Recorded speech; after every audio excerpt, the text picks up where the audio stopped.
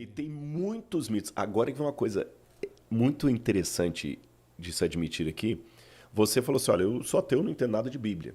Mas você sabia que alguns... Eu tenho essas pesquisas até naquele livro que eu te dei, O Ceticismo da Sim. Fé, que ateus têm tirado maiores notas em conhecimento bíblico do que cristãos nos Estados Unidos e algumas partes da Europa. É mesmo? Ó. Por quê? Isso aqui até eu estou aproveitando o seu espaço aqui para chamar a atenção daqueles que estão assistindo a gente, que são crentes.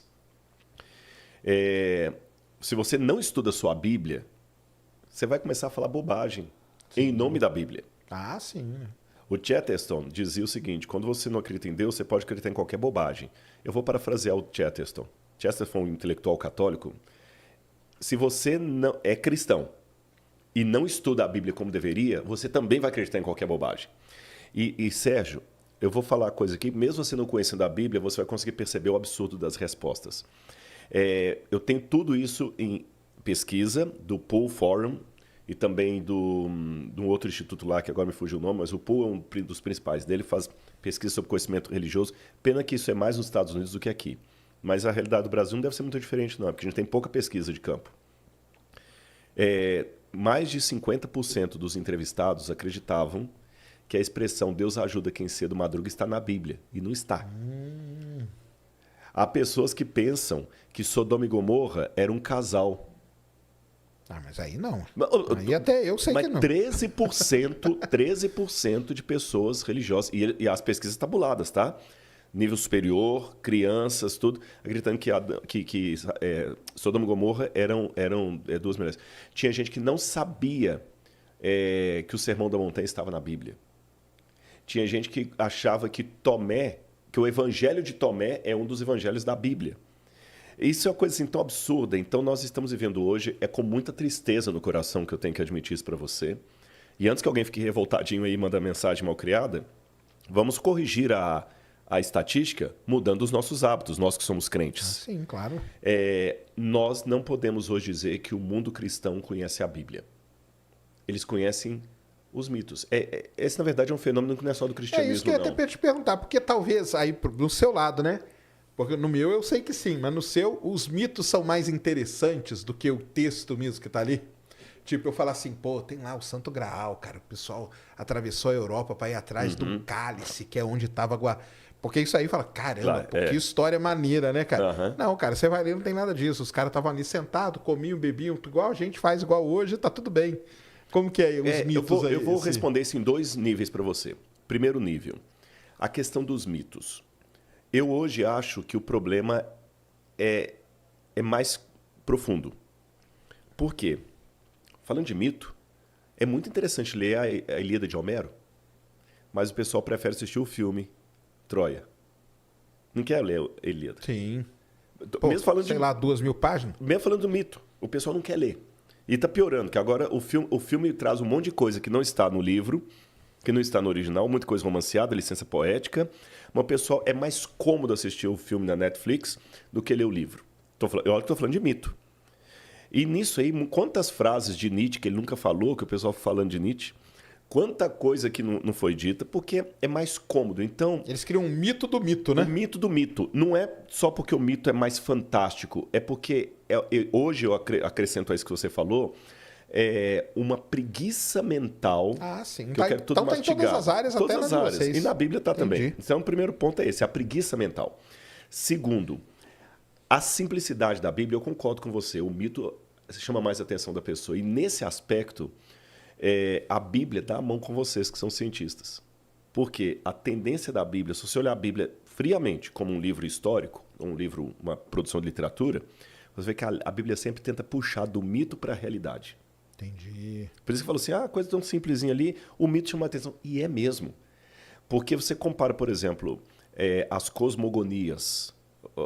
Até vou dizer aqui de uma maneira bem intelectual. A visão bíblica de Deus, ela é intelectualmente muito sofisticada. Muito sofisticada. Se comparada à mitologia, à teogonia de Hesíodo, por exemplo. Quando você vê o caráter de Zeus vindo, pega a mulher, não sei o que e tudo, e o Deus de Israel, como ele é muito mais sofisticado. Você sabia que de todos os mitos do passado, a Bíblia é o único livro, estou colocando mitos, não que eu estou colocando a Bíblia como mito, mas estou dizendo assim, Vamos colocar assim, os grandes livros produzidos no passado, né? As teogonias. O único livro do passado que coloca a divindade antes do universo é Deus, é a Bíblia. É a Bíblia. Todos os outros, Enuma Elish, o épico do Gilgamesh, todos esses grandes mitos, o Atrahasis, quando falam da criação, os mitos sumerianos, egípcios, quando fala de Atom, o universo estava lá, ou se autoexistiu, ou se autofecundou, e depois vieram os deuses. A Bíblia coloca o Deus antes e fala o seguinte, ele não pode ser reduzido a um boneco de barro que você vai ficar... Isso é muito sofisticado. Entendi. Claro. É muito sofisticado. A Bíblia quebra a ideia do totem. A Bíblia quebra a ideia do... Quando constrói, o Salomão vai fazer o templo em Jerusalém, falou, Senhor, eu sei que nem o céu dos céus se podem conter. Quanto mais essa casa que eu fiz. Diferente da liturgia babilônica, onde o Deus vinha e morava mesmo ali naquele santuário. Estava ali, a casinha dele. Então era muito sofisticada a Bíblia. E eu concordo com você. O mito, ele é mais fascinante, por isso que muitos correm para o mito e deixam de lado a história real que a Bíblia apresenta. Pena, porque apresenta uma propaganda negativa da Bíblia. Segundo, existe uma preguiça mental hoje que me faz correr para os resumos e não mais para o enredo lido. E em terceiro lugar, o milagre da Bíblia está em mostrar Deus agindo nas coisas simples do dia a dia. Aí, quando acontece uma aparição, uma epifania de Deus gloriosa, ela faz sentido porque Deus se revela na simplicidade. Entendi. Beleza. E então o Santo Graal não tem nenhuma prova, não tem nada. Nem arqueologicamente falando. Não, zero. Qualquer arqueólogo que vai buscar Santo Graal é como um físico que vai comprovar a Terra plana. Entendi. É um negócio assim que Caramba, é chegar a esse grau de absurdo. Se eu falar que estou querendo... É lógico.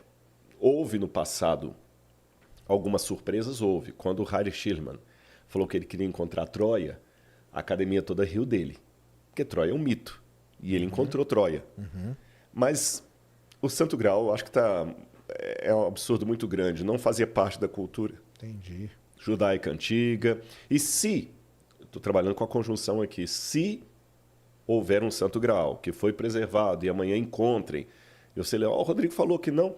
Se, pode ter certeza, não vai ser nada de um cálice de ouro que tem poderes mágicos, vai ser um copinho... Entendi. Besta. E aí juntando ali que a gente tava falando do filme, né? Porque no filme, pra quê? Vamos dar spoiler aqui, porque já, pelo amor de Deus, né? Muitos anos, o Santo Graal lá, na verdade, era o ventre da Maria Madalena, né?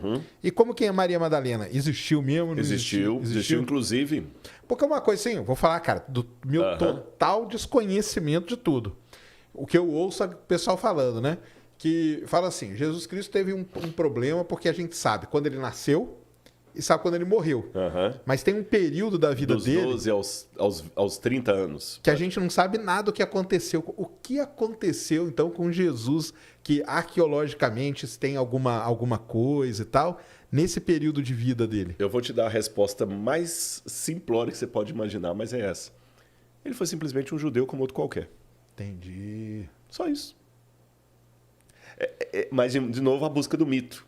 A gente quer alguma coisa, tem que ter alguma coisa. Não tem. Gente, quem é sofisticado é o ídolo. Aí que eu vou falar agora em teologia para você. Quem é sofisticado e quer o glamour é o mito, é o ídolo. O Deus de Israel, não. Vou dar um exemplo de estudo de casa e eu volto para Jesus, da Maria Madalena lá, que você perguntou.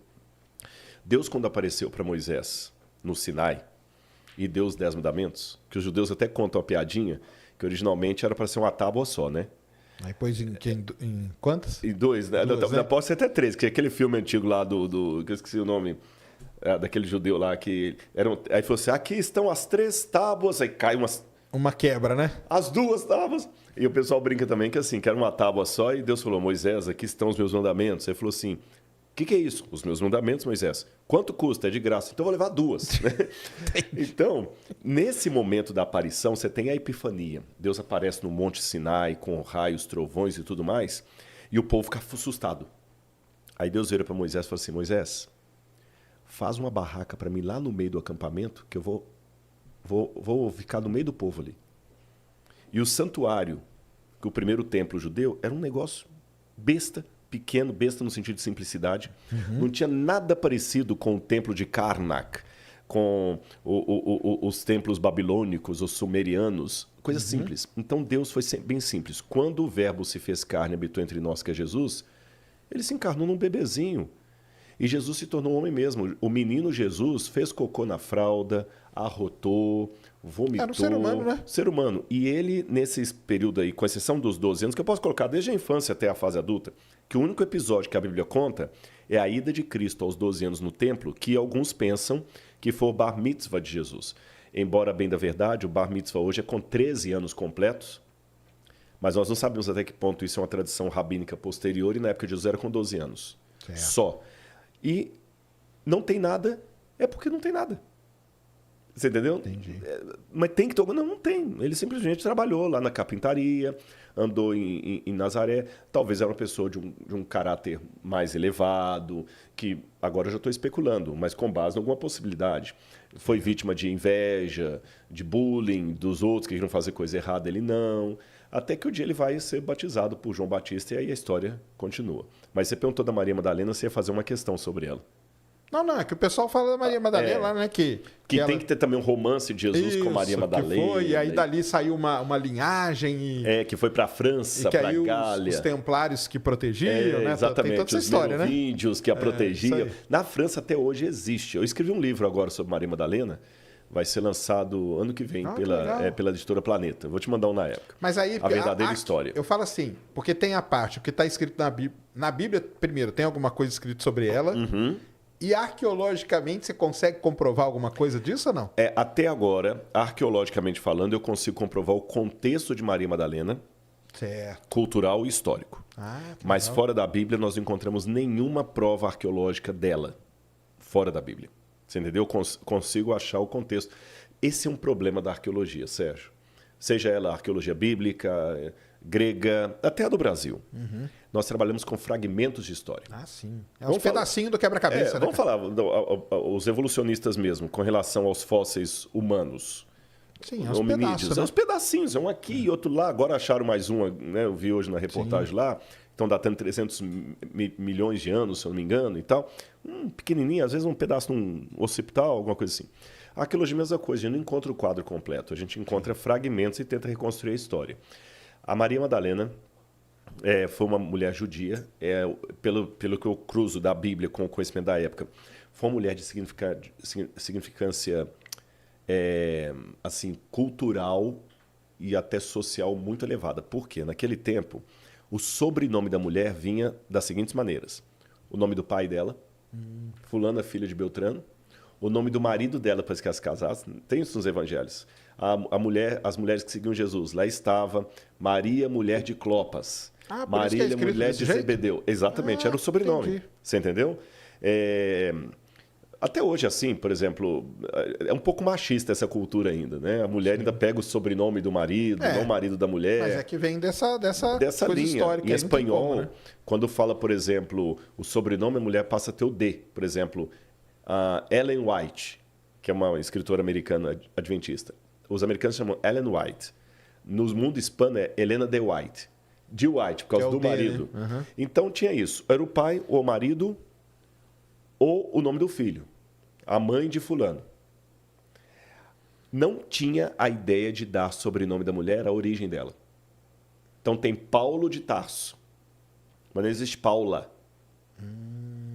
Mas e Maria de Nazaré? Não tem na Bíblia a expressão Maria de Nazaré. Isso aí foi uma coisa Maria, que a gente colocou. mãe de Jesus. Foi a gente colocou. Sabemos que ela era de Nazaré. Mas na Bíblia não tem a expressão Maria de Nazaré, porque eles não falariam assim naquele tempo. Só que ela é Maria Magdalena. Provavelmente Maria da cidade de Magdala. Olha que legal. Então ela quebrava o estereótipo da época. Entendi. Ela quebrava o estereótipo da época. Aí eu fiz toda uma investigação. Então ela era, assim... Tinha posses. Ela era uma pessoa importante ali e tudo. Agora, mito. Ela não foi prostituta. Sim, que é isso que eu falo, né? Foi o Papa que colocou isso mais tarde. Mas por que quiseram meio que... o quê? Quiseram acabar com a imagem dela e tal? Por quê? Aí tem várias histórias. Mas Jesus chegou a conhecer ela, será? Sim. Ela esteve com Jesus. E ela foi uma das seguidoras de Jesus. Olha só. Ela foi uma das seguidoras de Jesus. Mas aí se ela tinha posse... Jesus era uma pessoa humilde, Humilde, né? sim, exatamente. Por que será que ela foi seguir? Ela era uma pessoa muito mais posse, você acha? Sim, com mais posse, você fala? É. Sim. E acabou seguindo. Acabou seguindo. Muitos deixavam cara. tudo para seguir um rabino, era típico da época. Você deixa para seguir o rabino e você até ajuda ao movimento com suas posses. Como os apóstolos também. Pedro era pescador, largou para seguir Jesus. E assim foi, você entendeu? Entendi. Então, assim, muitas pessoas acabavam deixando isso e seguindo a Cristo. E ela foi uma discípula. Tem uma expressão na Bíblia interessantíssima, que Jesus vai até a casa, porque aí tem duas opiniões. Uma que Maria Madalena seria uma, Maria, irmã de Marta e Lázaro, é outra.